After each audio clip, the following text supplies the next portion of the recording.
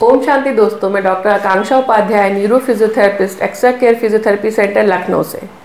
आज हम लोग बात करेंगे यूरिनरी इनकंटिनेंस के ट्रीटमेंट के बारे में।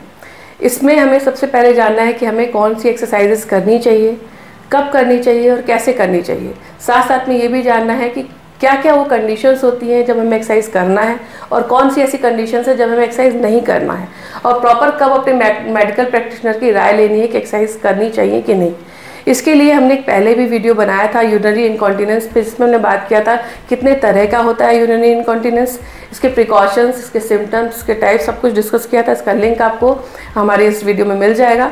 इसके साथ में हम चाहेंगे कि डॉक्टर रितिका श्रीवास्तव जो हमारे साथ मौजूद हैं, थोड़ा सा आपको इसके बारे में ब्रीफ करेंगी। हाय मैम, मैं doctor Ritika Srivastava, physiotherapist from extra care physiotherapy centre. Urine incontinence जो आज के समय में बहुत कॉमन है, सबसे ज्यादा गांव की महिलाओं में देखा जाता है, क्योंकि उन्हें ये पता ही नहीं होता है कि ये क्या होता है। जैसे हमारे बॉडी में सारी मसल्स होती हैं, वैसे यूरिन को कंट्रोल करने के लिए भी कुछ मांसपेशियां होती हैं। जब ये मांसपेशियां कमजोर हो जाती हैं तो वो यूरिन को होल्ड नहीं कर पाती हैं। उस समय जैसे कि जब भी हमारे पेल्विक फ्लोर पे या कुछ भी एक्स्ट्रा प्रेशर पड़ता है, खांसते समय, छींकते समय, तो हम यूरिन होल्ड नहीं कर पाते। उस टाइम यूरिन के कुछ ड्रॉप्स का लीकेज हो जाना या डिस्चार्ज हो जाना, इसे हम यूरिन इनकंटिनेंस। अब तो यूरिनरी इनकॉन्टिनेंस के बारे में आप समझ गए, और मैं ये बताना चाहूँगी कि ये बड़ी विडंबना की बात है कि जिस तरह से हमारा देश 21वीं शताब्दी के मजे ले रहा है और उसके बाद भी मेडिकल फील्ड इतना आगे ग्रो कर गया, लेकिन आज भी लोग कुछ विषयों पे बात करने पे बहुत संकोच करते हैं। जैसे कि हम देखते हैं कि जैसे हमें कफिंग की प्रॉब्लम होती है, स्नीजिंग की प्रॉब्लम होती है, छींकना या खांसना, जिसमें हमारे मुंह से कई बार ड्रॉपलेट्स, नाक से ड्रॉपलेट्स निकल जाते हैं। उसको प्रॉपरली टिश्यू वगैरह से क्लीन करते हैं, कोई हेजिटेशंस नहीं होते हैं।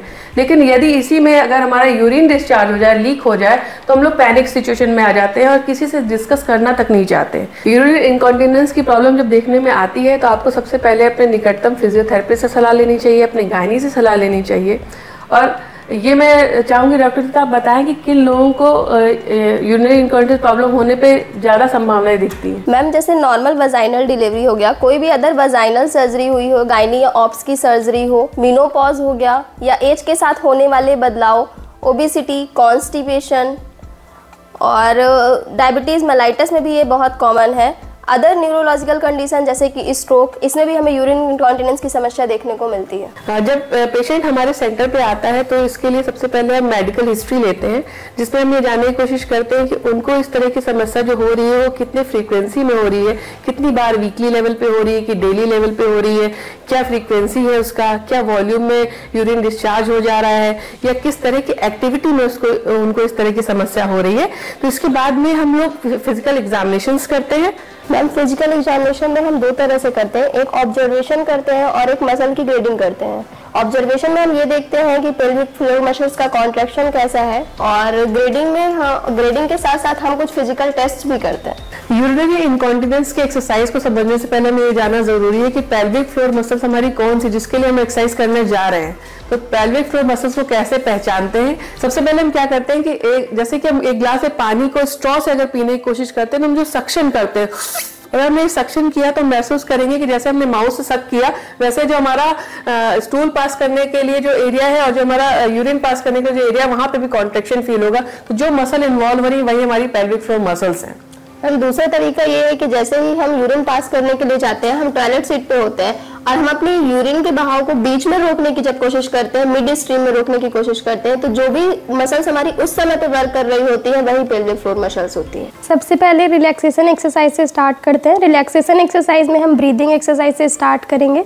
अपने दोनों पैरों को मोड़ के रख लेना है, और इस एक्सरसाइज में आपके पैर और एब्डोमेन और नी सारे जॉइंट्स जो है रिलैक्स होने चाहिए। अपने एक हाथ को सीने में रखना है और दूसरे को पेट में रख लेना है।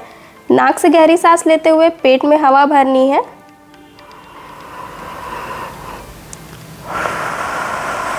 मुंह से छोड़ते हुए धीरे धीरे रिलैक्स करना है। इस एक्सरसाइज के हमको 10 रेपिटेशंस करने हैं। पहली एक्सरसाइज आप समझ गए होंगे। दूसरी एक्सरसाइज में आपको जाने से पहले समझना होगा कि हमारी जो बॉडी है उसमें कई सारी मसल्स हैं। इन मसल्स में कुछ बड़े मसल्स होते हैं, जैसे कि हमारा बाइसेप मसल है, हमारा क्वाड्रिसेप मसल्स है, जो कि ज़्यादा पावर रखता है, जो कि ज़्यादा लोड ले सकता है। लेकिन जो पेल्विक फ्लोर मसल है वो हमारी छोटी मांसपेशी है, छोटी मसल है, जो कि जल्दी फटीक हो जाती है। तो नेक्स्ट एक्सरसाइज में आपको ये समझना ज़रूरी है कि क्या ध्यान दे के एक्सरसाइज करनी है। नेक्स्ट एक्सरसाइज में हम क्रोकलाइन पोजीशन में लेट जाएंगे, जो हमारी पहले वाली एक्सरसाइज की ही पोजीशन है। इसमें हमें क्या करना है कि हमें इमेजिन करना है, मान लीजिए हम जिस रूम में लेटे हुए हैं उस रूम में 5 पर्दे लगे हुए हैं। हमें एक एक करके अपने यूरिन पास करने वाली मसल या अपने स्टूल पास करने वाली मसल से उनको कॉन्ट्रैक्ट करना है 1 2 3 4 5, और ऐसे ही 5 4 3 2 1 करके उनको रिलैक्स करना है। 1 2 3 4 5, इसको होल्ड करने की कोशिश करेंगे एंड देन रिलैक्स भी वैसे ही करना है 5 4 3 2 1। इस एक्सरसाइज को हम अपने पेल्विक एरिया पे अपने दोनों हाथों को रख के भी महसूस कर सकते हैं। नेक्स्ट एक्सरसाइज में हमें 3 कंपोनेंट्स को एक साथ करना है।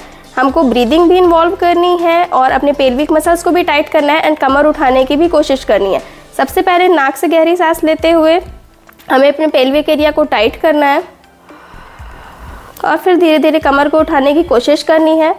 10 सेकेंड इसे होल्ड करना है और फिर रिलैक्स करना है मुंह से सांस को छोड़ते हुए। इस एक्सरसाइज में आपने टमी टक किया हुआ था और साथ में पेल्विक फ्लोर का आपने कॉन्ट्रैक्शन किया था, जो कि साइमल्टेनियसली था। Yes ma'am. इस एक्सरसाइज में हमें क्रोकलाइन पोजीशन में लेट जाना है। अपने लेफ्ट पैर को राइट के ऊपर रखना है और दोनों पैरों को आपस में सटाने की कोशिश करनी है और अपने वेजाइनल एरिया को कॉन्ट्रैक्ट करना है।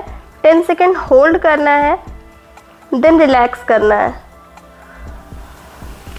मैं दोनों में एडक्शन करना है। हाँ, दोनों पैरों को पास लाने की कोशिश करनी है और इसी एक्सरसाइज को फिर अगेन वापस राइट पैर से भी करना है। दोनों पैरों को आपस में सटाने की कोशिश करनी है। इस एक्सरसाइज को हम ब्रीदिंग के साथ भी कर सकते हैं। ब्रीदिंग करते हुए अपनी वजाइनल एरिया को टाइट करना है, 10 सेकेंड होल्ड करना है एंड ब्रीद आउट करते हुए धीरे धीरे रिलैक्स करना है।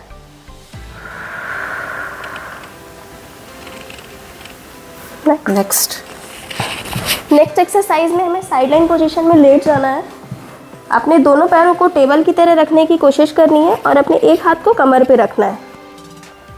नाक से गहरी सांस लेते हुए और अपने वजाइनल एरिया को टाइट करते हुए अपने पैर को ऊपर की तरफ उठाना है। कोशिश करना है कि लोअर जो लेग जो है वो 90 डिग्री पर मेंटेन रहे। 10 सेकेंड होल्ड करना है एंड धीरे धीरे नीचे की तरफ वापस लाना है।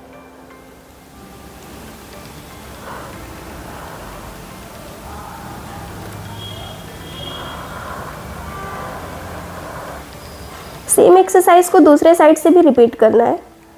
नेक्स्ट एक्सरसाइज में हमें सिटिंग पोजीशन में बैठ जाना है। हमें अपने हील पे बैठने की कोशिश करनी है और दोनों घुटनों को दूर रखना है जितना हम इजीली रख पाए। इस एक्सरसाइज को हम ब्रीदिंग के साथ कोरिलेट करके करेंगे। सबसे पहले हमें ब्रीदिंग करना है नाक से गहरी सांस लेते हुए और मुंह से छोड़ते हुए रिलैक्स करना है।